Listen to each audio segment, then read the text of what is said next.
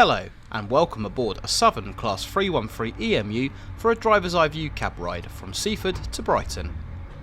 I would like to say a big thank you to my contributor for allowing me to use this footage.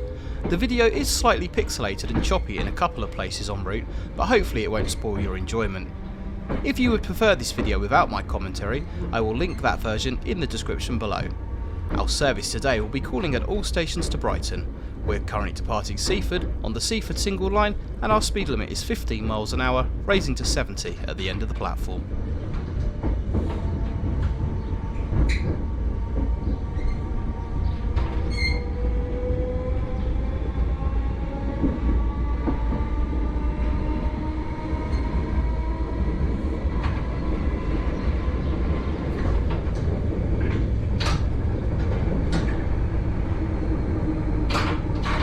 The single line section that we are now traversing between Seaford and Newhaven Harbour is one of only a handful of single line third rail routes in the UK.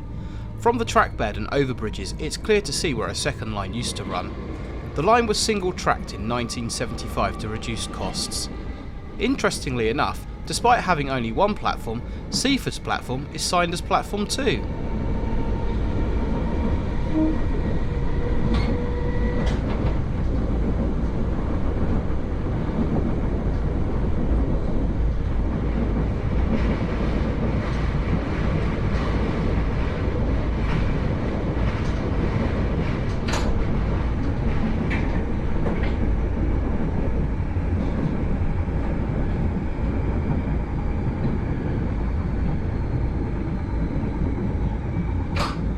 Our first station on the route is Bishopstone. Opened in 1938, it was built as a replacement to the Bishopstone Beach Station that we will pass through in a few moments. The Art Deco station building to our right was inspired by the designs of architect Charles Holden and in particular Arna's Grove Tube Station.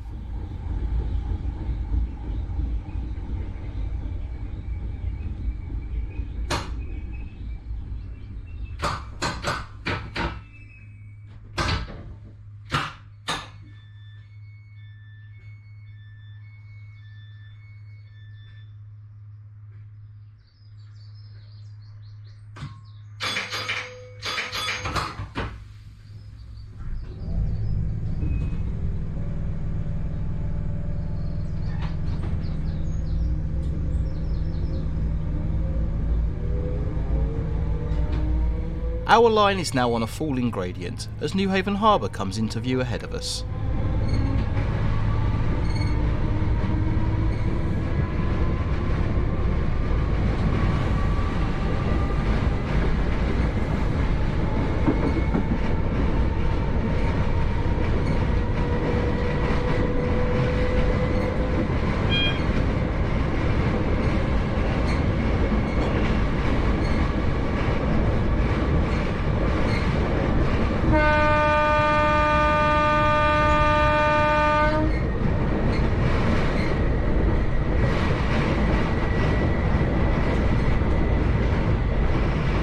We pass through the disused platforms of the aforementioned Bishopstone Beach Halt Station.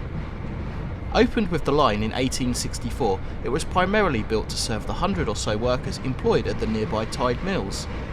With the closure of the mill in 1883, the station's main footfall was holiday traffic. Originally opened as Bishopstone, the station's name was changed to Bishopstone Halt in 1922 and to Bishopstone Beach Halt in 1938 when the newer station at Bishopstone opened. The end of the station's life came in 1942 when the Royal Navy took over the harbour. In its heyday there was a signal box here and a freight branch to the mill, served by locomotives of the Newhaven Harbour Company.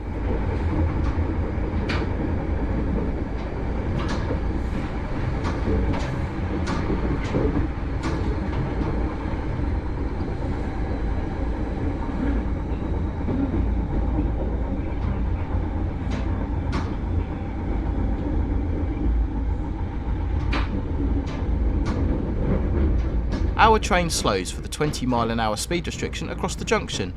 The lines coming in from our left serve the Newhaven Marine Aggregates Terminal, as well as a turnback facility for late-running trains. Officially closed in 2020, the disused platforms of the former Newhaven Marine Station are located some 100 yards past the junction on the Marine branch. Newhaven Marine was originally called Newhaven Harbour Boat Station and served cross-channel passengers arriving on boat trains. Boat trains ceased in 1984 and the station's decline begun. In 2006 the station was closed to the public over health and safety concerns, with official closure following in 2020. We are now at Newhaven Harbour Station, one of the original stations, opening with the line in 1847. It was originally named Newhaven Wharf, but changed to Newhaven Harbour in 1886 when the aforementioned boat terminal station opened.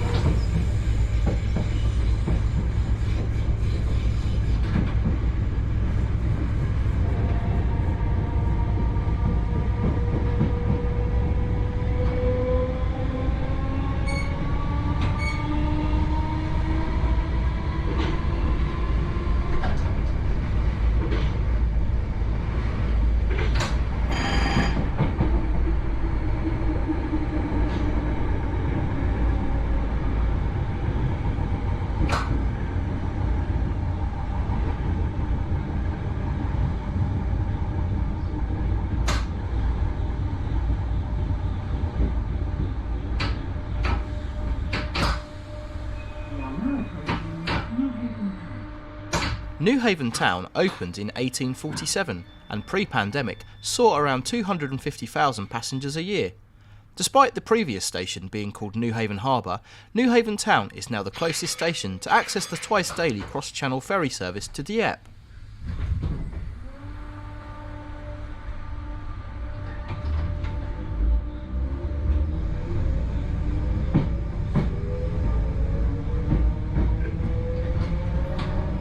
The signal box to our right has recently been demolished, with signalling for the whole area taken over by the Three Bridges Rail Operations Centre.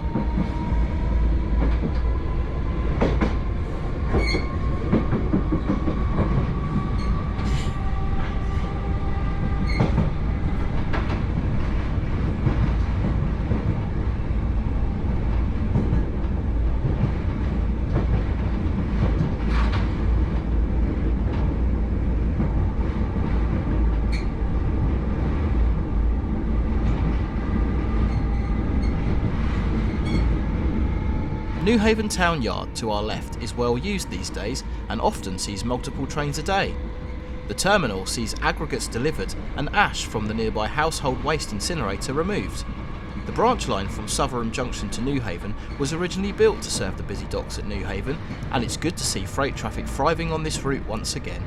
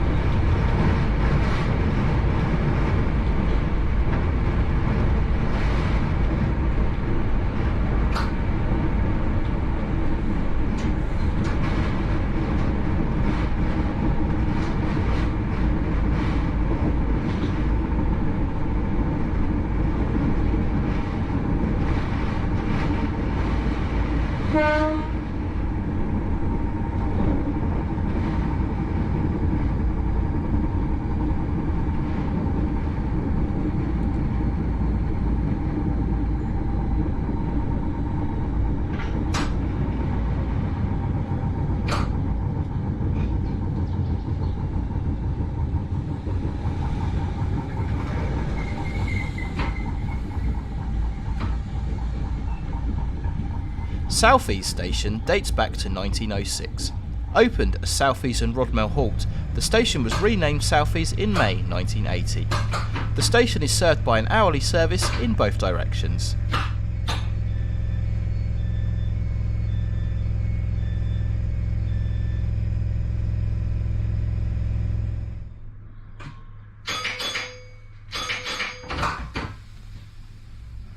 Itsford level crossing gives road access to the nearby Itsford farm. The crossing is a miniature red and green type. Vehicle drivers must manually operate the barriers and cross only when a green light is shown.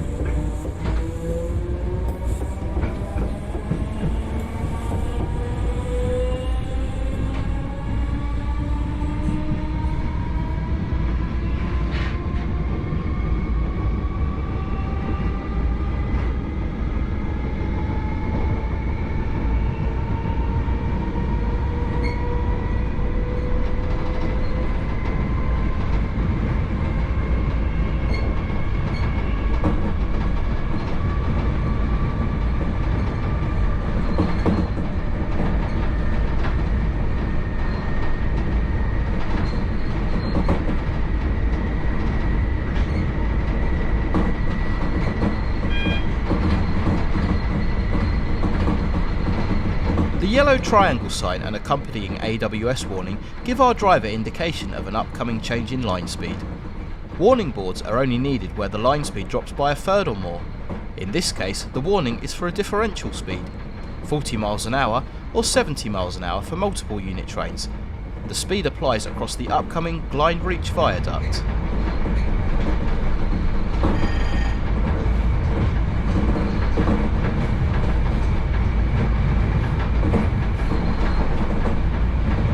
The aforementioned Glynde Reach Viaduct takes us across Glynde Reach, a tributary of the River Ouse.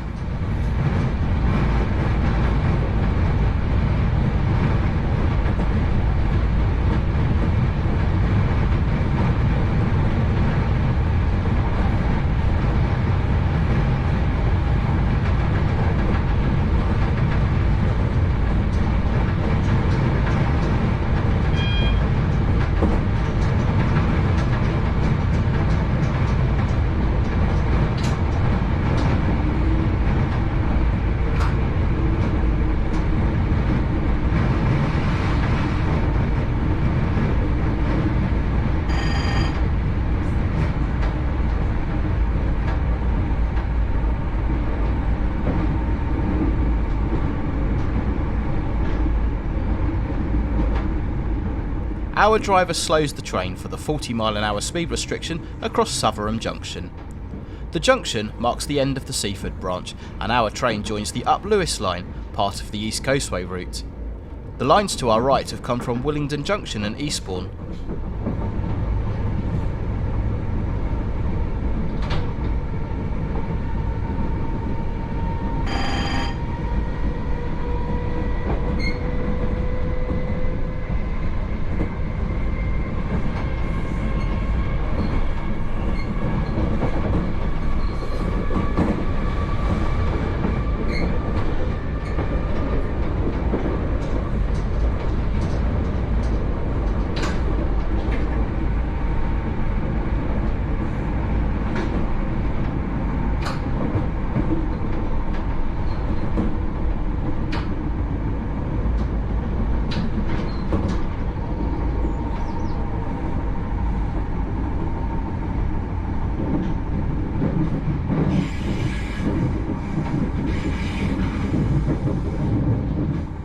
As we approach Lewes, our driver needs a position 1 or position 2 junction indicator on the signal to continue on the East Coastway route.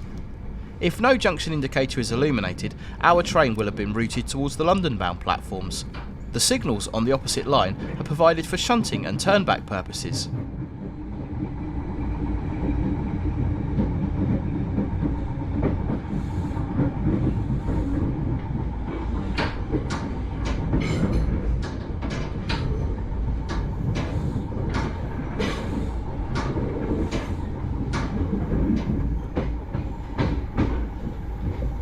The line speed drops to just 10 miles an hour as we approach the Brighton-bound platforms here at Lewes. The lines to our right run via Cooksbridge and Plumpton and join the Brighton main line at Keamer Junction. Lewes Station has changed many times over the years. Most notably in recent times, Lewes was the junction with a route known as the Wildine Line that ran to Uckfield and onwards to Tunbridge Wells and London.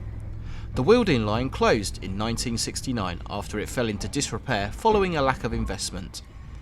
Ongoing campaigns to reopen the line have recently been gathering pace in what has become known as the Brighton Main Line 2 project.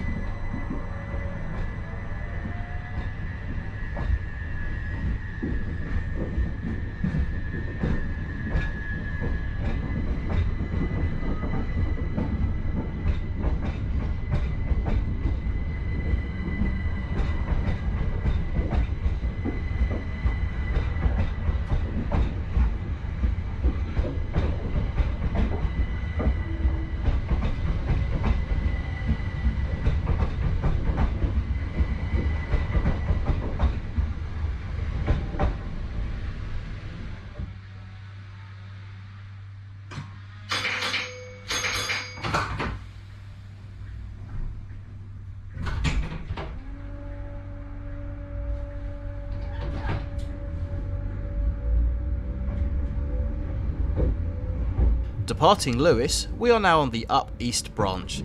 The line starts to climb up through the South Downs from this point, on what is known as Falmer Bank. This is a long climb, reaching its summit around Falmer substation. Trains travelling down the bank are required to conduct a running brake test to check the function of the brake before descending the bank. Low adhesion can create challenging conditions and further complicate things for trains heading towards Lewes.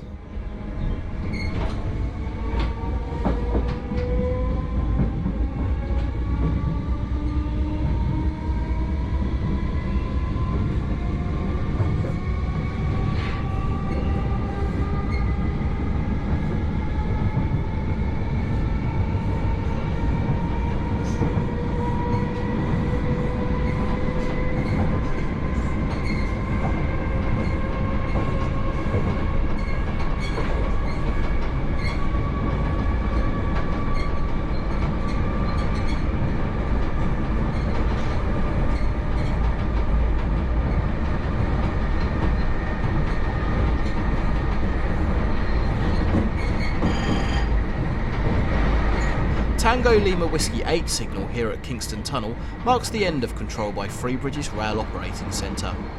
Signalling of our train is transferred across the road to the older Freebridge's Area Signalling Centre.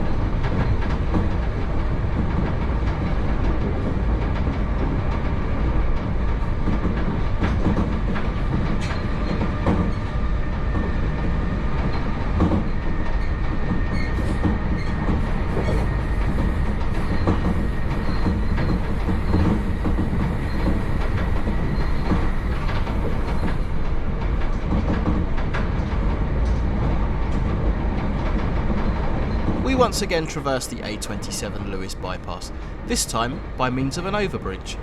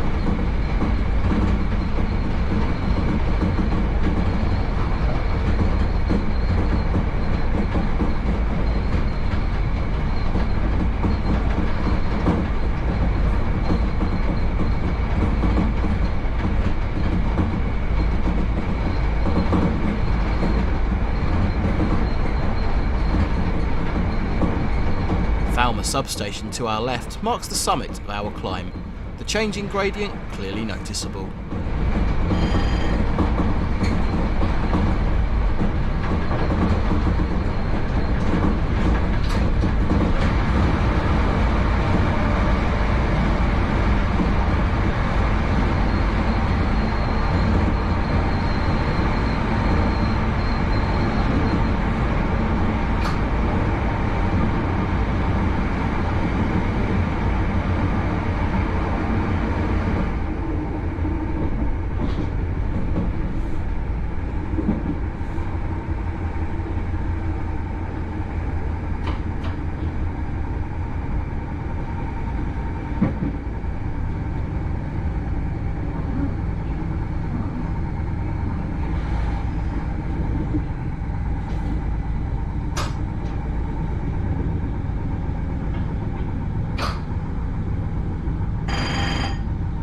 Falmer opened with this section of the line in 1846, although it was originally located around 53 chains further to the east.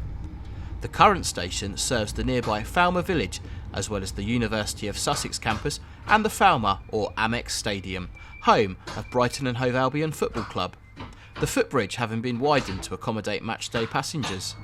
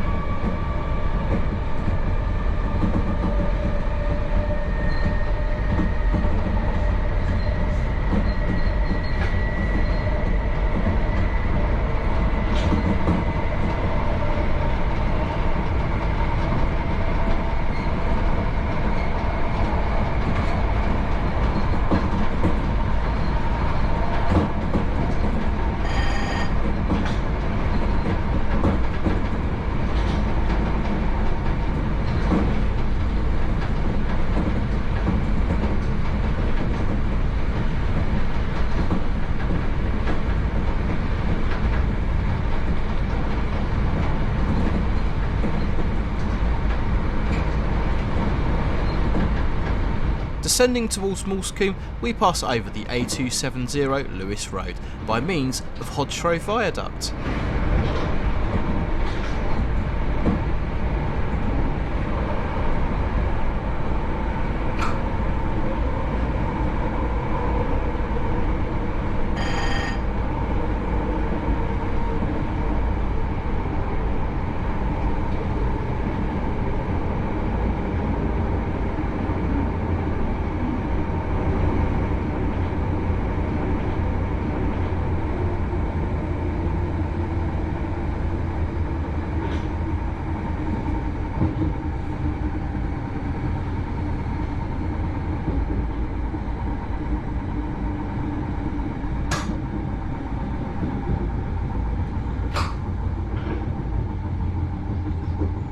A recent addition to the route, Moulsecoombe was opened in 1980 to serve the Brighton suburbs of Moulsecoombe and Hollingdean. It sees 3 trains an hour to Brighton, 2 coming from Seaford and 1 from Orr via Hastings and Eastbourne.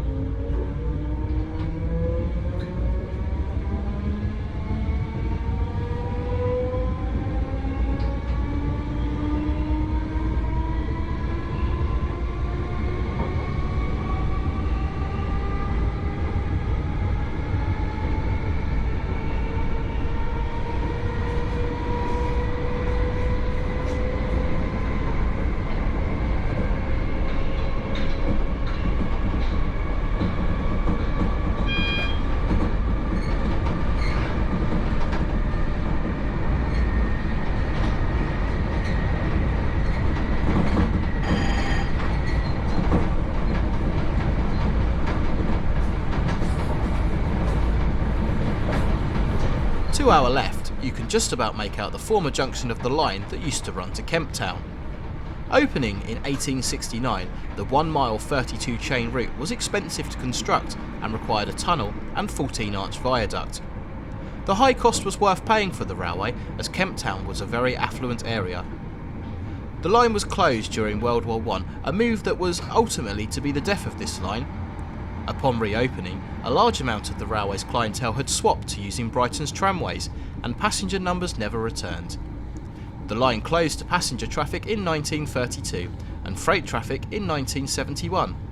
The last train to travel the route was a special gala service using a Class 206 DMU number 1205.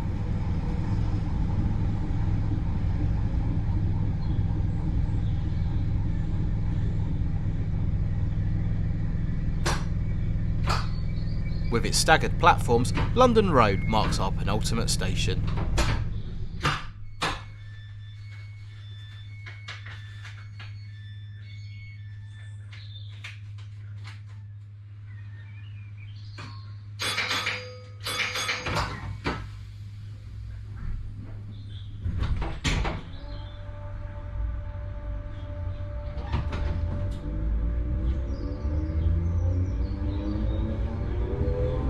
At 370 metres long, with 27 arches and approximately 10 million bricks, the London Road Viaduct takes us over the city at a maximum height of 20 metres. Built by engineer John Urpef Rastrick, the Grade 2 listed structure took only 10 months to complete. During World War II, parts of the east and the west end of the viaduct were destroyed in a bombing raid, leaving the midsection inaccessible and the tracks hanging in midair.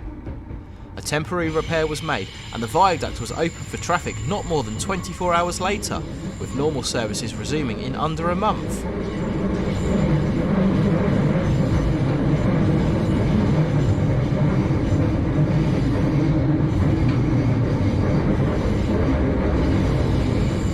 Our driver slows for the 20 miles per hour restriction across Montpellier Junction. With its 8 platforms, Brighton Station serves many destinations and routes. Platforms 3 to 8 are accessible to the East Coastway route and the Brighton Main Line to and from London. Platforms 1 to 3 are accessible by the West Coastway route from Shoreham and Littlehampton. Platform 3 is the only platform at Brighton accessible to all routes. Trains from Brighton are operated by Thameslink, Southern and Gatwick Express, all part of the GTR group. In the recent past, Great Western Railways, South West Trains and Virgin Cross Country all served Brighton.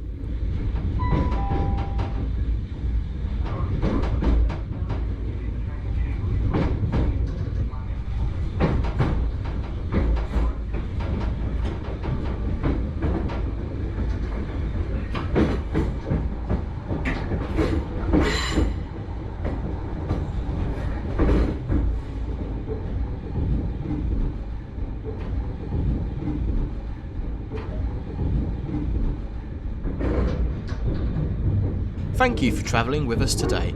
My thanks goes out to my video contributor and also to Luke Govus for allowing me to use his lineside clips. Do check out Luke's channel in the description below. If you have enjoyed this video, please do click that like button and subscribe for more content.